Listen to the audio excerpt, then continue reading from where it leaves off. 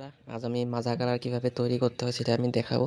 তো ভিডিওটা স্কিপ না করে লাস্ট অবধি দেখতে থাকো, সম্পূর্ণ প্রসেসটা দেখিয়ে দিব। তো বন্ধুরা দেখো, মাজা কালার তৈরি করার জন্য ফার্স্ট আমাদের যেটা লাগবে সেটা হলো শীষ আঠা। শীষ আঠা যে কোনো দশকর্মার দোকানে পাওয়া যায়, মানে ঠাকুরের জিনিস যে দোকানে পাওয়া যায় সেই দোকানে বললে কিন্তু পেয়ে দেবা। তো সেটাকে আমি ভালোভাবে জল দিয়ে ধুয়ে নিলাম।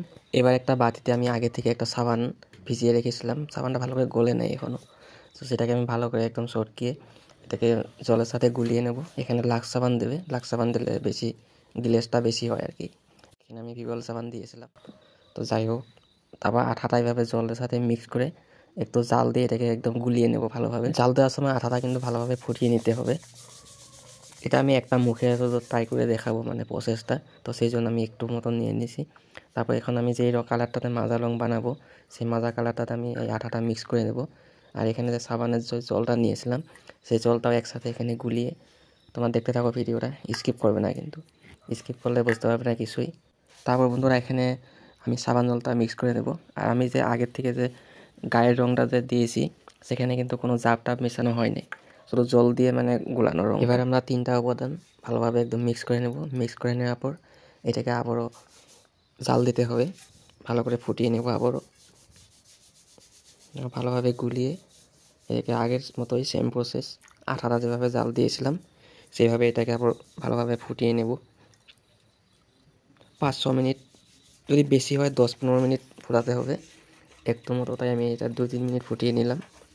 তারপর হে বন্ধুরা, একটা কথা বলতে কিন্তু ভুলে গেছি, আমি যখন আটাটা জাল দিয়েছিলাম তখন কিন্তু একটা মানে দুধ যেভাবে জাল করলে সর পড়ে উপরে, সেরকম একটা সর পড়ে, সেটা কিন্তু ফেলে দেবে, সে নোংরা মানে জিনিসগুলো থাকে। তো সেটা আমি ফেলে দিয়েছি, দেখানো হয় না ভিডিওতে। তো বন্ধুরা দেখো, মোটামুটি আমার জাল দেওয়া হয়ে গেছে। এবার এটা বুঝবে কি করে যে জালটা হলো কি হলো না। তো সেই জন্য একটু মতো কালারটা নিয়ে নিবে আঙুলে। তারপরে দেখো দুইটাকে এমনি মিক্স করে একটু দেখবে, দেখো আঙুলে যেরকম মানে হালকা মতো আঠা আঠা ভাবটা হলে নামিয়ে দেবে। বেশি আঠা হলে কিন্তু গ্লেজ হবে না, মানে মিডিয়াম টাইপের রাখতে হবে আর কি। তারপর এবার হয়ে গেল। এবার আমি এটাকে ঠান্ডা হওয়ার জন্য অপেক্ষা করব। তারপর একটা ভালো একটা সুতির কাপড়ে সেঁকে নেব আবারও।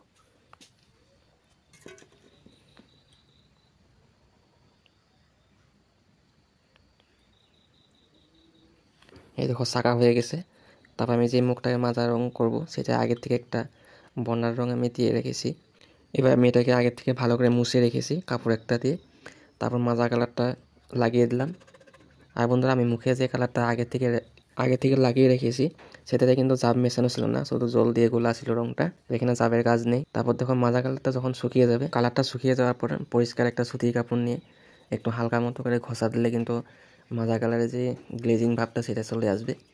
এখানে যদি লাক্স সাবান দিতাম তাহলে আরেকটু হতো গ্লেজটা। এই সাবানও হয়েছে, তবে আরেকটু হতো, ঠিকই আছে, তবে মোটামুটি এর থেকে আর কি গ্লেজ লাগবে। ভিডিওটা দিনে করা তাই অত ভালো করে বোঝা যাচ্ছে না, মানে গ্লেজিং ভাবটা কতটা আছে, রাতে হলে একটু বোঝা যেত। বন্ধুরা, ভিডিওটা যদি এখনও লাইক একটা করে দেন, লাইক করে দেবে, আর ভিডিওটা বেশি বেশি শেয়ার করে দেবে, অনেক গুরুত্বপূর্ণ ভিডিও। তারপরে দেখো বন্ধুরা, একটু সূর্যের আলো আছে, সেখানে আমি মুখটা রেখে দেখাবো কীরকমই দেখো। তো বন্ধুরা, এরপরও যদি মাজা কালারের ব্যাপারে যদি কোয়েশ্চেন থাকে তাহলে আমাকে কমেন্ট করতে পারো। আর আমার পেজ যদি নতুন হয়ে থাকো, ভিডিওটা মানে নতুন যদি দেখছো, তাহলে আমার পেজটা ফলো করে নেবে। এরকমই নতুন নতুন ভিডিও দেখতে পাবে, ঠাকুর বানানোর প্রসেস যেগুলো আছে সব কিছু দেখানোর চেষ্টা করব। আর ভিডিওতে লাইক করে দেবে, বন্ধুদের সাথে বেশি বেশি শেয়ার করে দেবে। আবার একটা পরবর্তী ভিডিওর সাথে দেখা হচ্ছে, ভালো থেকো।